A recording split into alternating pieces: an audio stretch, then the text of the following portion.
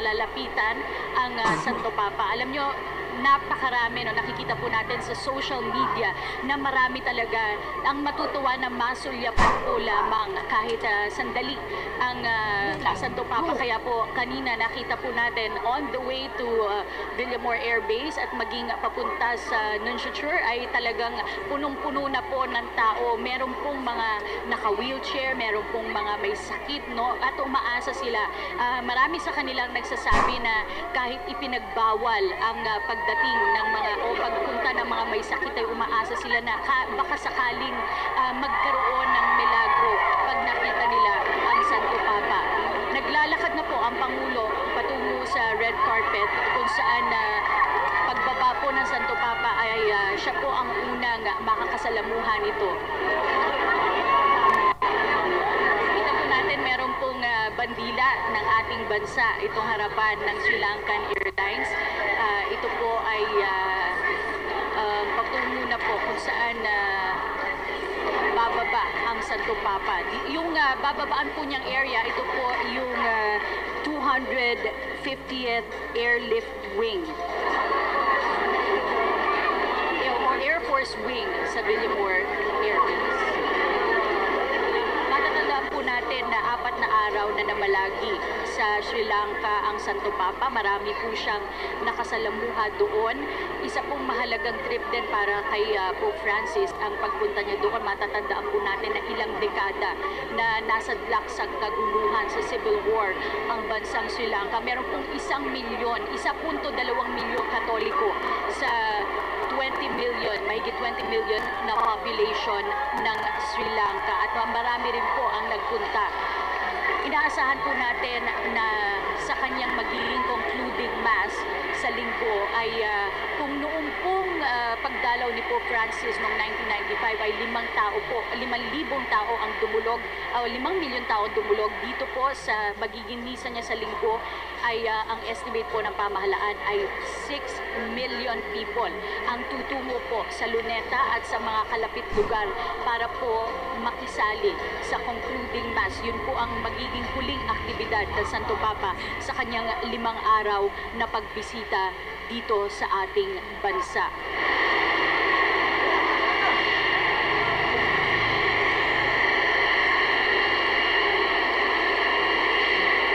Ang nakikita niyo po ay live feed mula po yan sa Villamor Air Base.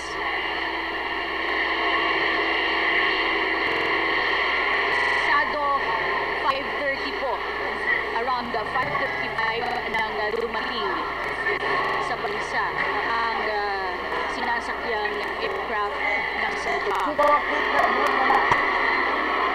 Doon sa kabilang side naman nung harap ng aeroplano, nakita po natin yung flag ng Vatican. At ito po ay nakikita natin yung ating flag.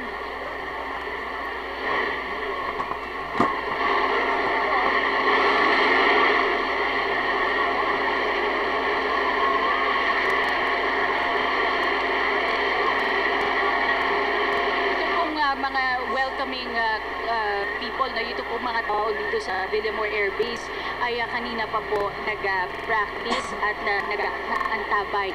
At kahit na po matagal na sila nag-iintay ay hindi pa rin po natinag ang kanilang kasiyahan at ang kanilang excitement dahil po sa pinakaabangang salik ito.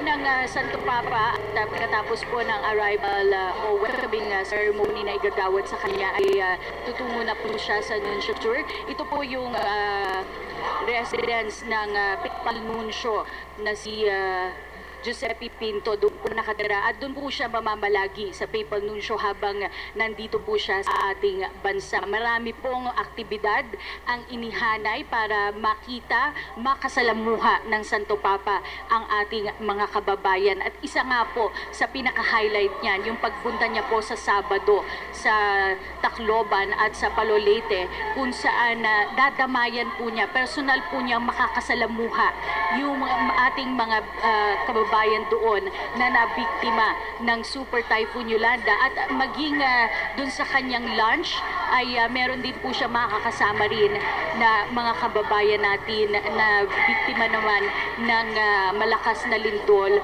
sa Central Visayas noong 2013.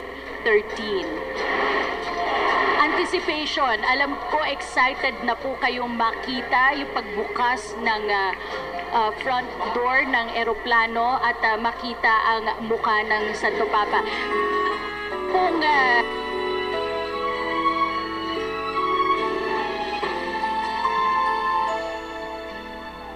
Do you see these children on the streets? Have you walked the pavements where they sleep?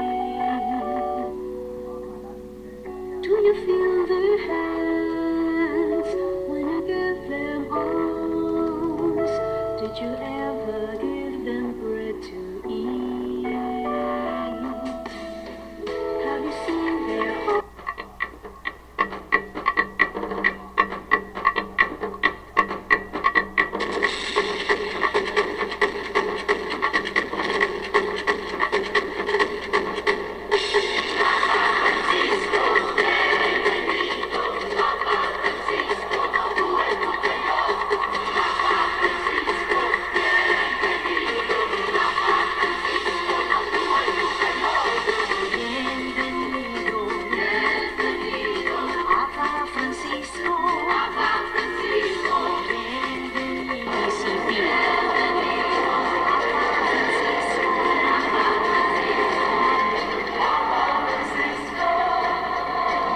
Very festive po ang mood sa Villamor Air Base at matagal na po natin itong inintay. 6 na buwan mula po nang i-anunsyo ng CBCP at kumpirmahin ang magiging itinerary ng Santo Papa dito sa ating bansa ay talagang pinaghandaan na po ng ating mga kababayan at maging ng ating pamahalaan itong momentous occasion na ito. Ang makikita po natin, ang magwe-welcome po sa kanya ay mga kadete po ng Philippine Military Academy. Hindi po katulad nung usual na honor guards, yung composite po, iba po mula po sa iba't ibang sangay ng Armed Forces of the Philippines. Ngunit ngayon po, ang nag-aabang po at magbibigay ng welcoming honors ay yung mga kadete po ng Philippine Military Academy. Mga kabataan po, karamihan, no? 1,200 youths ang nag-aabang. Alam po natin na malapit po sa mga kabataan si Pope Francis. Kaya po ito rin po ang isa sa dahilan kung bakit kabataan din po ang siyang unang magwe-welcome sa kanya dito sa ating bansa.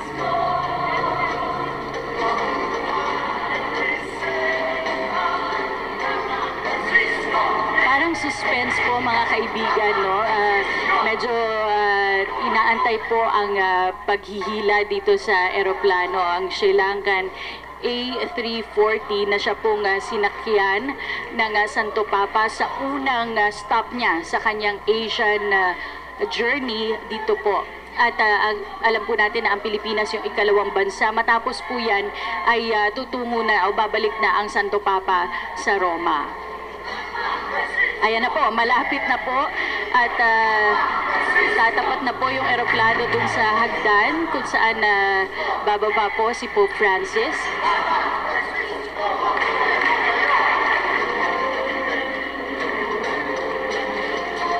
Maging yung mga nasa labas po ng Villamor Air Base, nakita po natin kanina, meron po silang mga malalaking LED screens, no, para makita po nila yung mga nagyayari dito po sa loob ng Villamor Air Base.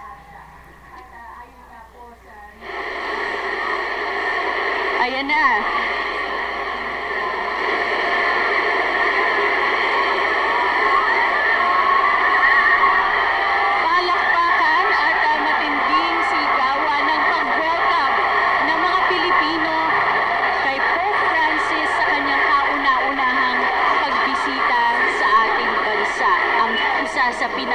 malaking Catholic nation sa Asia. At ayon nga po sa research ng National Statistics Office, noong as of 2010, yun po yung pinakahuling data nila, ay may 64 million Filipinos ang Catholics out of the 93 million Filipinos.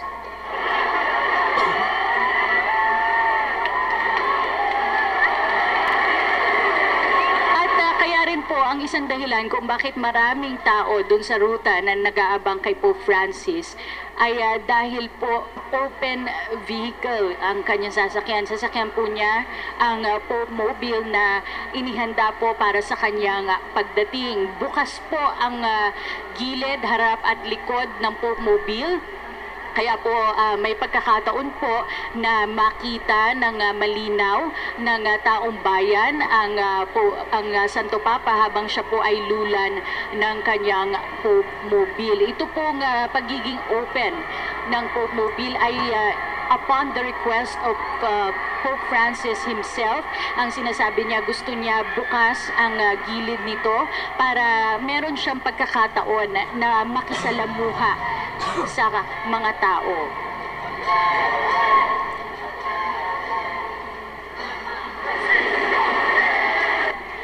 Yan po ang honor guards na sasalubong kay Pope Francis.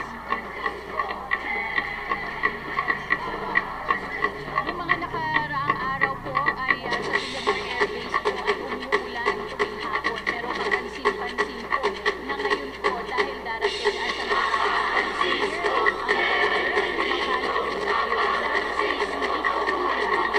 maayos natin na maiwe-welcome ang Santo Papa sa ating bansa.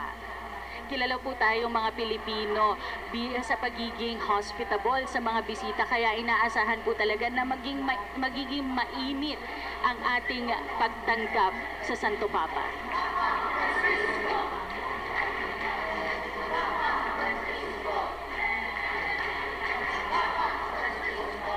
Ilang linggo rin pong nag-practice ang mga performers na siyang sasalubong ngayong araw kay Pope Francis. Kanina po nakita po natin, meron pa po silang mga payong na meron po silang formation ng ating Philippine flag. Pero yung mga payong po yan, pag uulit po ng CBCP, hindi po maaaring magdala ng mga payong sa ibang mga misa ni Pope Francis. Ngayon lang po pinayagan yan dahil yan po ay kasama sa performance ng kabataan na siyang sumasalubong po sa Santo Papa.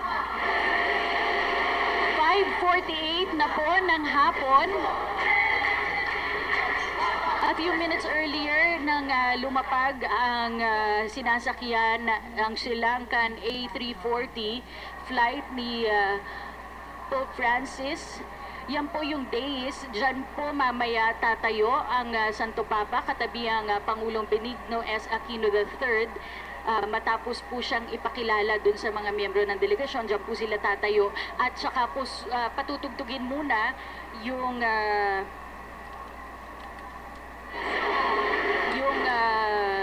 anthem ng Vatican at maging yung Philippine National Anthem.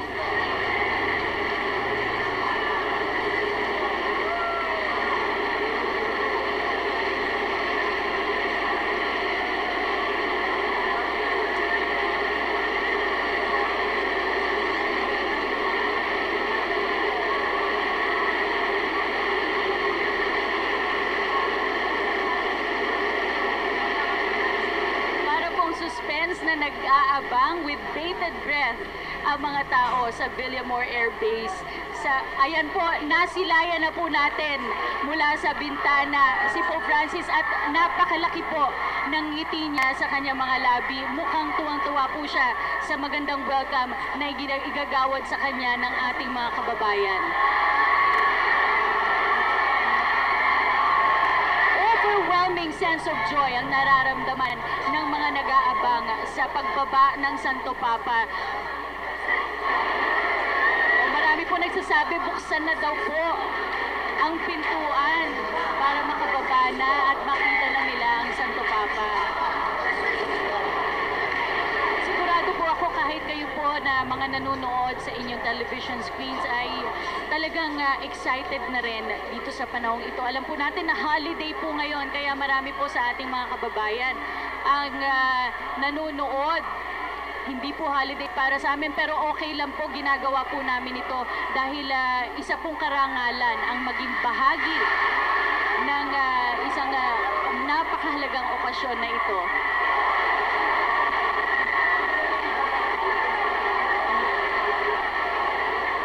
Ito pong nakikita nating video sa ating mga television screens, yan din po yung pinapalabas na video dun po sa mga LCD screens na ikinalat po sa labas ng Villamor Air Base at maging sa ruta na dadaanan ng Santo Papa. Kaya po nung una nilang nakita o nasilip kahit man lang po sa bintana ng aircraft ay talaga pong malakas na sigawan ang ating narinig.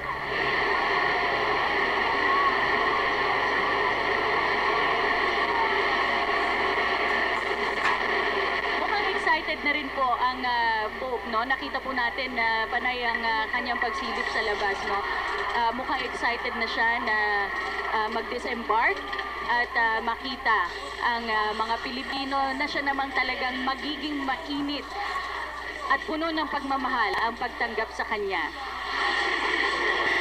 Marami po ang nagsasabi na ang Santo Papa ay parang ano na rin, kung sabi nga ng taong bayan, pag nakita na daw po nila ang Santo Papa, para na rin daw pong nakita nila ang si Jesus. Ganun po kataas ang pagtingin ng taong bayan. Ito po nga nakikita natin eksena, yan po ay mga tao sa labas ng Villamor Air Base. Hindi na po mahulugang karayom ang pagkakasiksikan ng mga tao. Puro po nag-aabang makita, masulyapan ang Santo Papa.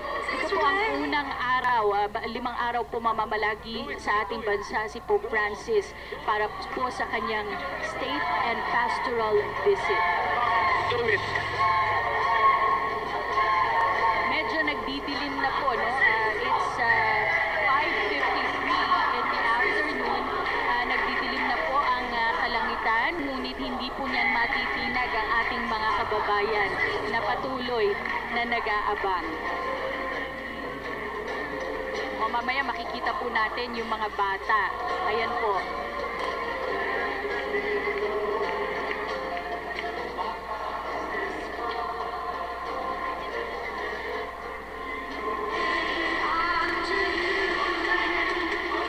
Ayan po. Tuloy po kayo sa aming tahanan, tuloy po kayo dito sa aming bayan. Welcome to our land, welcome to the Philippines. Come on, Vicar of Christ.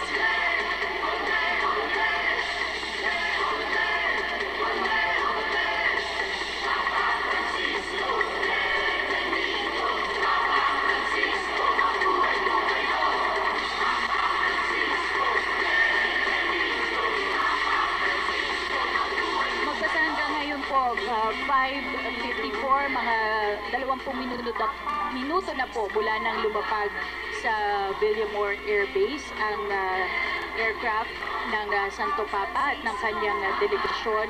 Hindi pa po lumalabas at gaya nga po na aking nabanggit, medyo maghihintay po tayo, konting-konti na lang po mga kaibigan ang ating magiging paghihintay sa pagbaba po ng Santo Papa. May mga protocol po kasing sinusunod sa mga ganitong pagkakataon, kaya po hindi po agad-agad na makakababa ng eroplano ang Santo Papa.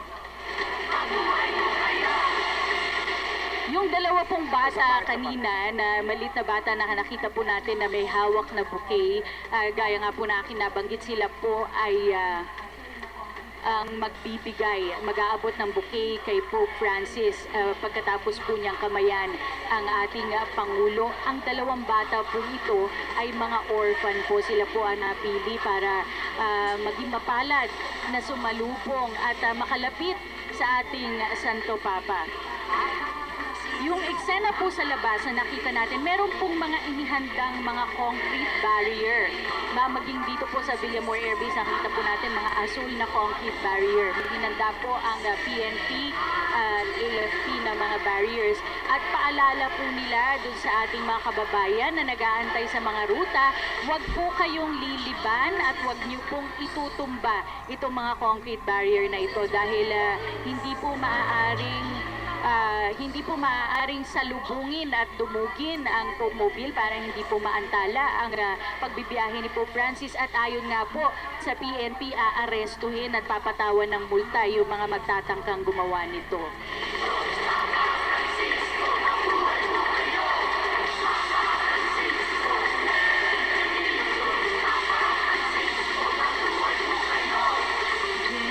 Bubuksan na po ang front door ng aircraft. May mga umakyat na po. Nakikita natin, no, medyo malayo, hindi po tayo makasigurado. Pero mukhang meron na pong magbubukas nung front door ng eroplano Lulan ang Santo Papa. Nagsisigawan na. Ayan at binuksan na po ang front door ng Sri Lankan A340, pero nakaupo pa rin po si Pope Francis gaya nga po ng aking nabanggit, bahagi po ng protocol na sunduin po siya. Kumakaway po ang Santo Papa, ayan po. At tumayo na siya, mga kaibigan, ilang sandali na lang po ay masisilayan na. Umakyat na ng aircraft si Papal Nuncio Giuseppe Pinto at ang chief ng protocol na si Ambassador Cookie.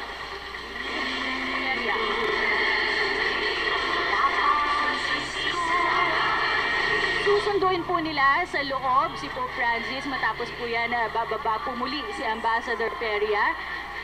At matapos po ng pagbaba ni Ambassador Feria ay bababa na po mula sa eroplano si Pope Francis.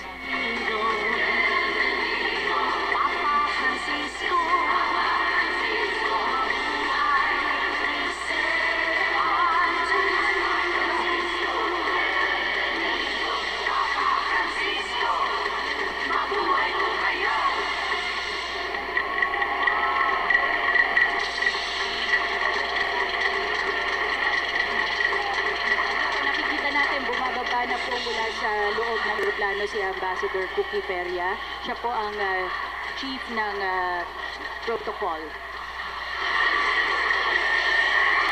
Ayan na po, malakas na sigawan at palakpakan.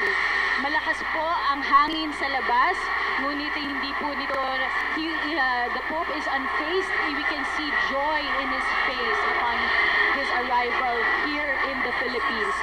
Welcome to Manila. Welcome to the Philippines, Pope Francis.